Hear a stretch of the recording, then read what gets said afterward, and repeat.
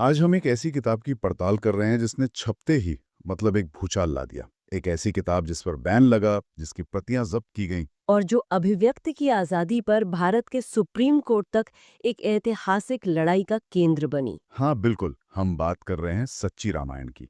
ये किताब अपने आप में अनोखी है। ये सामाजिक कार्यकर्ता और कह सकते हैं क्रांतिकारी विचारक पेरियार ईवी रामास्वामी के काम का हिंदी अनुवाद है। तो आज हम यही समझने की कोशिश करेंगे कि आखिर इस किताब में ऐसा क्या है जो इसे इतना विवादास्पद बनाता है। और इसके पीछे पेरियार की विचारधारा क्या थी और क्यों आज भी इसका असर तमिलनाडु की राजनीति और समाज पर इतना गहरा है। इसके लिए हमारे पास पेरियार का अपना लेखन है, अदालती दस्तावेज हैं और इस किताब पर आज के पाठकों की राय भी है। तो हमारा मकसद इस किताब के तर्कों को जस का तस सामने रखना है, बिना किसी लाग लपेट के, ताकि श्रोता खुद अपनी समझ बना सकें। तो शुरू कहाँ से करें? पेरियार से? हाँ, मुझे लगता है इस किताब के विस्फोटक तर्कों को समझने के लिए पहले उस इंसान को समझना होगा जिसके दिमाग में ये विचार आए। ये पेरियार आखिर थे कौन? पेरियार, जिनका पूरा नाम इरोड वेंकटप्पा रामासामी था, वो 1879 में एक अमीर और काफी धार्मिक परिवार में पैदा हुए थे। अच्छा, ये तो विडंबना है। जो व्यक्ति बाद में ईश्वर और धर्म को पूरी तरह नकारने वाला था, उसका बचपन पूजा पाठ में बीता। बिल्कुल। लेकिन उनके अंदर सवाल पूछने की एक आदत वो बचपन से ही थी। हाँ, मैंने भी एक किस्सा पढ़ा है। जब वो स्कूल में थे तो उन्हें प्यास लगी और उस जमाने में उन्हें सिखाया गया था कि कुछ जातियों के लोगों के घर पानी नहीं पीना है। लेकिन उन्होंने उन नियमों को तोड़ा, जिसके लिए घर पे उन्हें डांट भी पड़ी। ये शायद उनके वो विद्रोही स्वभाव की पहली झलक थी। सही बात है। वो छोटी छोटी घटनाओं में भी सामाजिक पाखंड को देख पाते थे। लेकिन उनके जीवन में जो असली तूफान आया, वो काशी यानी वाराणसी में आया। जब वो घर से निकल गए थे। हाँ, ज्ञान की खोज में घर से निकल पड़े थे और साधुओं का वेश धरकर घूम रहे थे। तो काशी में उन्हें जोर की भूख लगी। उन्होंने सुना कि एक धर्मशाला में मुफ्त भोजन मिलता है। और वो वहां पहुंच गए। हाँ, लेकिन दरवाजे पर ही उन्हें रोक दिया गया। उनसे उनकी जाति पूछी गई और जब पता चला कि वो ब्राह्मण नहीं है, तो उन्हें अंदर जाने से मना कर दिया गया। और सबसे बड़ी चोट उन्हें इस बात से लगी हो गई कि वो धर्मशाला एक द्रविड़ व्यापारी ने ही बनवाई थी। बिल्कुल। मतलब उन्हीं के लोगों के पैसे से बनी जगह पर उन्हीं के लोगों के साथ भेदभाव हो रहा था। भूख से बेहाल उन्हें सड़क पे फेंके गए पत्तलों से बचा हुआ खाना खाना पड़ा। जिसके लिए उन्हें आवारा कुत्तों से लड़ना पड़ा, ऐसा मैंने पढ़ा है। हाँ, तो ये सिर्फ एक व्यक्ति का अपमान नहीं था। पेरियार के लिए यह उस पूरी व्यवस्था का निचोड़ था, जिसे धर्म ग्रंथ सही ठहराते थे। तो कह सकते हैं कि काशी के इस अनुभव ने ही उन्हें ये सोचने पर मजबूर किया कि अगर जमीन पर भेदभाव इतना क्रूर है, तो उन कहानियों को भी चुनौती देनी होगी जो इस व्यवस्था को पवित्र बताती हैं। यहीं से सच्ची रामायण का बीज पड़ा होगा। बिल्कुल, उस एक घटना ने उनके अंदर ब्राह्मणवाद के खिलाफ ऐसी आग जला दी जो कभी नहीं बुझी। यहीं से उनके आत्मसम्मान आंदोलन की नींव पड़ी। और उनका जो पूरा दर्शन है, उनकी पूरी लड़ाई, वो कुछ मुख्य सिद्धांतों पर आधारित थी। हाँ, हम कह सकते हैं कि 3 मजबूत खंभों पर टिकी है। वो तीन खंभे क्या थे? पहला और सबसे बुनियादी था तर्कवाद, रैशनैलिज्म। उनका मानना था कि इंसान एक सोचने समझने वाला प्राणी है, इसलिए हर चीज, चाहे वो ईश्वर हो, धर्म हो या कोई पवित्र ग्रंथ, उसे तर्क की कसौटी पर कसना ही होगा। आंख बंद करके कुछ भी मत मानो। बिल्कुल। उनका एक बहुत मशहूर कथन भी है, जो ईश्वर को मानता है वो मूर्ख है, जो उसका प्रचार करता है वो बदमाश है, और जो उसकी पूजा करता है वो बर्बर है। काफी काफी तीखे शब्द हैं। तो उनके लिए अंधी आस्था सबसे बड़ी दुश्मन थी। और दूसरा स्तंभ? दूसरा स्तंभ था आत्मसम्मान। वो एक ऐसा समाज बनाना चाहते थे जहां किसी भी इंसान की पहचान उसकी जाति, धर्म या लिंग से न हो। हर व्यक्ति बराबर हो और सम्मान से जिए। और इसी विचार को जमीन पर उतारने के लिए उन्होंने आत्मसम्मान विवाह को बढ़ावा दिया, है ना? हाँ, ये ऐसी शादियां होती थीं जिनमें कोई ब्राह्मण पुजारी नहीं होता था, कोई धार्मिक कर्मकांड नहीं, और अक्सर ये अंतर जातीय विवाह होते थे। और तीसरा स्तंभ, जो शायद सबसे विवादास्पद भी है। वो था ब्राह्मणवाद का विरोध। यहाँ ये समझना बहुत जरूरी है कि पेरियार का विरोध किसी ब्राह्मण व्यक्ति या समुदाय से नहीं था। अच्छा। उनका विरोध ब्राह्मणवाद नाम की एक व्यवस्था से था। उनके अनुसार ये एक ऐसी सामाजिक धार्मिक व्यवस्था है जो जन्म के आधार पर ऊंच नीच तय करती है। और मनु धर्मशास्त्र जैसे ग्रंथों के जरिए, 1 वर्ग को श्रेष्ठ और बाकियों को गुलाम बनाए रखती है। सही पकड़ा आपने। उनके लिए ये सिर्फ एक विचार नहीं बल्कि एक पूरा ढांचा था जिसे तोड़ना जरूरी था। तो इसी तर्कवाद, आत्मसम्मान और ब्राह्मणवाद विरोधी विचारधारा के हथियार से उन्होंने सीधे हिंदू धर्म के सबसे बड़े प्रतीकों में से एक यानी रामायण पर ही हमला बोल दिया। हाँ। तो ये सच्ची रामायण असल में है क्या? ये कोई नई कहानी है? नहीं, ये कोई नई कहानी नहीं है। ये पेरियार की अंग्रेजी किताब the Ramayana a true reading का हिंदी अनुवाद है। जिसे 1968 में ललई सिंह यादव ने प्रकाशित किया था। बिल्कुल। और ये किताब रामायण को भक्ति या आस्था की नज़र से नहीं देखती, बल्कि एक वकील की तरह उसका पोस्टमार्टम करती है।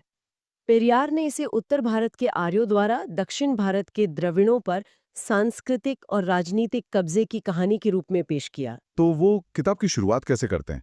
क्या वो सीधे दांव पर आ जाते हैं? नहीं, बहुत दिलचस्प तरीके से। वो भक्ति की दुनिया से पाठक को बाहर निकालकर एक अदालत के कटघरे में खड़ा कर देते हैं। किताब की शुरुआत में ही वो कुछ ऐसे मौलिक सवाल पूछते हैं जो पूरे विश्लेषण की दिशा तय कर देते हैं। जैसे कि वो पूछते हैं, क्या राम दिव्य है? क्या वे ईमानदार हैं? क्या सीता एक पवित्र स्त्री है? और सबसे महत्वपूर्ण, क्या रावण वाकई एक दुष्ट व्यक्ति है? यानी वो पहले से मानकर नहीं चल रहे कि ये सब महान है, बल्कि वो इन पर सवालिया निशान लगा रहे हैं। ये तो किसी भी भक्त के लिए बहुत चौंकाने वाला होगा। जाहिर है, और किताब में उनके तर्क बहुत सीधे और कह सकते हैं उत्तेजक हैं। तो कुछ मुख्य तर्कों पर आते हैं। सबसे विस्फोटक दावा कौन सा है? शायद राजा दशरथ की संतानों को लेकर पेरियार लिखते हैं कि राम सहित उनके चारों बेटे दशरथ के अपने नहीं थे, बल्कि पुत्र का मेष्ठी यज्ञ के दौरान ब्राह्मणों द्वारा उनकी पत्नियों के साथ शारीरिक संबंध बनाने से पैदा हुए थे। एक मिनट, वो इस दावे के लिए कोई सबूत देते हैं या ये सिर्फ उनकी अपनी व्याख्या है? ये एक बहुत जरूरी सवाल है। पेरियार अपने तर्कों के लिए वाल्मीकि रामायण और कंबन रामायण के ही कुछ श्लोकों और प्रसंगों का हवाला देते हैं, लेकिन उनकी व्याख्या बिल्कुल अलग होती है। तो उनका उद्देश्य ऐतिहासिक सटीकता साबित करना नहीं था? नहीं, उनका उद्देश्य इन किरदारों के दिव्य होने की धारणा को तोड़ना था। वो दिखाना चाहते थे कि जिन कहानियों को पवित्र मानकर तुम एक सामाजिक व्यवस्था को ढो रहे हो, उनमें भी मानवीय कमजोरियां और नैतिक सवाल भरे पड़े हैं। अच्छा, तो वो राम के चरित्र को कैसे दिखाते हैं? वो राम को एक साधारण कमजोरियों से भरे इंसान के रूप में चित्रित करते हैं। वो उस घटना का जिक्र करते हैं जहां राम ने तपस्या करने के अपराध में शूद्र शंभू की गर्दन काट दी थी। किताब ये भी दावा करती है कि राम और लक्ष्मण मांस खाते थे और शराब का सेवन भी करते थे। इसके जरिए पेरियार राम की मर्यादा पुरुषोत्तम की छवि को खंडित करने की कोशिश करते हैं, और सीता के चरित्र के बारे में? पर एक छवि को चुनौती देते हैं। किताब उन प्रसंगों पर जोर देती है जहां राम खुद सीता की पवित्रता पर बार बार शक करते हैं, खासकर रावण के पास से लौटने के बाद। अग्नि परीक्षा वाला प्रसंग। हाँ, और एक जगह तो ये भी कहा गया है कि जब लक्ष्मण ने सीता के बारे में अभद्र टिप्पणी की, तो सीता ने गुस्से में जवाब दिया, तुम मुझे पाने की इच्छा रखते हो। इन प्रसंगों को चुनकर पेरियार ये तर्क देते हैं कि रामायण में महिलाओं को एक वस्तु की तरह देखा गया है। लेकिन यहाँ सबसे बड़ा उलटफेर तो रावण के चित्रण में लगता है। बिल्कुल, यही इस किताब का राजनीतिक दिल है। पेरियार रावण को एक खलनायक के बजाय एक महान, विद्वान और स्वाभिमानी द्रविड़ राजा के रूप में प्रस्तुत करते हैं। एक शिव भक्त, एक कुशल शासक। हाँ, जिसने अपनी बहन शूर्पणखा के अपमान का बदला लिया था। पेरियार एक बहुत मार्मिक सवाल पूछते हैं, हमारे रावण को हमेशा नीच और बुरा क्यों दिखाया जाना चाहिए? तो उनके लिए रावण आर्यों के अतिक्रमण का विरोध करने वाला एक हीरो था। एक ट्रैजिक हीरो। हाँ, रामायण उनकी नजर में उत्तर की दक्षिण पर जीत की कहानी थी। तो जाहिर सी बात है, इस तरह की किताब पर हंगामा होना ही था। प्रकाशन के तुरंत बाद तथाकथित हिंदू धर्म के रक्षकों ने इसका विरोध किया, सड़कों पर उतर आए। और इसी राजनीतिक और सामाजिक दबाव में आकर तत्कालीन उत्तर प्रदेश सरकार ने 8 दिसंबर 1969 को एक आदेश जारी किया। किताब को बैन करने का? हाँ, भारतीय दंड संहिता की धारा 295A के तहत। यानी जानबूझकर धार्मिक भावनाओं को ठेस पहुंचाना। बिल्कुल। उस धारा के तहत किताब को प्रतिबंधित कर दिया गया और उसकी सभी प्रतियों को जब्त करने का आदेश दिया गया। लेकिन अनुवादक और प्रकाशक ललई सिंह यादव पीछे नहीं हटे। ये ललई सिंह यादव खुद भी एक जबरदस्त शख्सियत थे ना? हाँ, वो एक पूर्व पुलिसकर्मी थे जो बाद में सामाजिक न्याय के लिए पूरी तरह समर्पित हो गए। वो पेरियार के विचारों से गहरे प्रभावित थे और मानते थे कि ये किताब उत्तर भारत के दलितों और पिछड़ों तक पहुंचनी जरूरी है। तो उनके लिए ये सिर्फ एक किताब छापने का मामला नहीं था, ये एक वैचारिक लड़ाई थी। सही बात है। तो उन्होंने इस सरकारी प्रतिबंध को इलाहाबाद हाई कोर्ट में चुनौती दी। और मामला उत्तर प्रदेश सरकार बनाम ललई सिंह यादव के नाम से मशहूर हुआ। हाँ, सरकार के वकीलों की दलील तो सीधी थी। ये किताब हिंदुओं की धार्मिक भावनाओं को आहत करती है और समाज में नफरत फैलाती है। और यादव का पक्ष क्या था? उनके वकीलों ने दो बहुत मजबूत तर्क रखे। पहला, भारत का संविधान हर नागरिक को अभिव्यक्ति की स्वतंत्रता देता है। और दूसरा, उन्होंने अदालत में सरकार को चुनौती दी कि वो बताए कि किताब का कौन सा हिस्सा, कौन सा वाक्य कानून का उल्लंघन करता है। मतलब किसी धार्मिक ग्रंथ की आलोचना करना और धार्मिक नफरत फैलाना, ये दो अलग-अलग बातें हैं। बिल्कुल, ये तो अभिव्यक्ति की आजादी पर एक बहुत बड़ा मुकदमा बन गया और इलाहाबाद हाईकोर्ट ने ललई सिंह यादव के पक्ष में फैसला सुनाया। और सरकार इसके खिलाफ सुप्रीम कोर्ट गई। हाँ, लेकिन 16 सितंबर 1976 को सुप्रीम कोर्ट ने भी हाई कोर्ट के फैसले को सही ठहराया और सरकार की अपील खारिज कर दी। ये अभिव्यक्ति की स्वतंत्रता की एक बहुत बड़ी जीत थी। तो किताब कानूनी तौर पर जीत गई, लेकिन इसका असल असर तो समाज और राजनीति पर हुआ होगा। आपने शुरू में द्रविड़ मॉडल का जिक्र किया था। एक किताब और उसके विचारों से पूरा का पूरा गवर्नेंस मॉडल कैसे खड़ा हो सकता है? क्योंकि ये किताब सिर्फ एक किताब नहीं थी, ये एक आंदोलन का मतलब एक घोषणा पत्र जैसी थी। इस किताब ने द्रविड़ पहचान को मजबूत किया और ये विचार फैलाया कि उत्तर भारतीय आर्य संस्कृति ने दक्षिण की द्रविड़ संस्कृति को दबाया है। और इसी विचार पर तमिलनाडु में द्रविड़ आंदोलन खड़ा हुआ। हाँ, और जब वो सत्ता में आए तो उनकी नीतियां सीधे पेरियार के दर्शन से निकली। जैसे कि वो 69% आरक्षण की नीति। सीधे तौर पे पेरियार का तर्क था कि हजारों साल की असमानता को सिर्फ ये कहकर नहीं मिटाया जा सकता कि अब सब बराबर हैं। उनका मानना था कि जिन समुदायों को जानबूझकर पीछे धकेला गया है, उन्हें आगे लाने के लिए एक मजबूत धक्का देना होगा। जिसे आज हम सकारात्मक कार्रवाई या आरक्षण कहते हैं। बिल्कुल।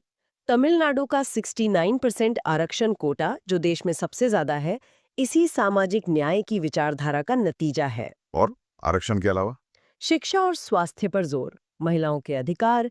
पेरियार ने महिलाओं के लिए संपत्ति के अधिकार, शिक्षा और गर्भ निरोधक की वकालत उस जमाने में की जब कोई इन विषयों पर बात भी नहीं करता था। तो तमिलनाडु का कई सामाजिक सूचकांकों में बेहतर प्रदर्शन करने का श्रेय भी नीतियों को दिया जाता है। हाँ, अक्सर द्रविड़ आंदोलन की इन्हीं शुरुआती नीतियों को दिया जाता है। उन्होंने समाज की उन जड़ों पर हमला किया जो असमानता को स्वाभाविक मानती थीं। आज भी ये किताब बहस का विषय है। अगर आप ऑनलाइन समीक्षाएं देखें तो राय पूरी तरह बटी हुई है। हाँ, एक तरफ वो लोग हैं जो इसे जाति व्यवस्था पर एक जरूरी और साहसी आलोचना मानते हैं, जो सदियों से चली आ रही मान्यताओं को चुनौती देती है। और दूसरी तरफ वो पाठक हैं जो इसे पक्षपाती, नफरत से भरा और सिर्फ हिंदू देवी देवताओं का अपमान करने के लिए लिखा गया ग्रंथ मानते हैं। और यही दिखाता है कि ये बहस आज भी कितनी जीवित है। ये किताब आज भी लोगों को आराम से बैठने नहीं देती। तो आज हमने पेरियार के तर्कवादी दर्शन से लेकर उनकी विवादास्पद किताब सच्ची रामायण के तर्कों, इसकी ऐतिहासिक कानूनी यात्रा और द्रविड़ आंदोलन पर इसके गहरे और स्थायी प्रभाव को समझा। पेरियार का मानना था कि रामायण जैसी महागाथाएं केवल कहानियां नहीं हैं, बल्कि ये एक खास सामाजिक व्यवस्था को बनाए रखने और उसे पवित्र बताने का जरिया है। उनके लिए रामायण आर्यों की श्रेष्ठता और द्रविड़ों की अधीनता का प्रतीक थी।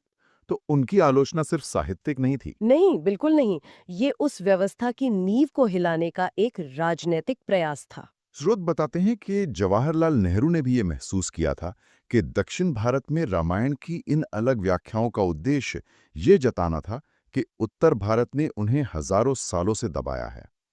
ये बातचीत हमें एक बहुत ही विचारणीय प्रश्न पर छोड़ जाती है।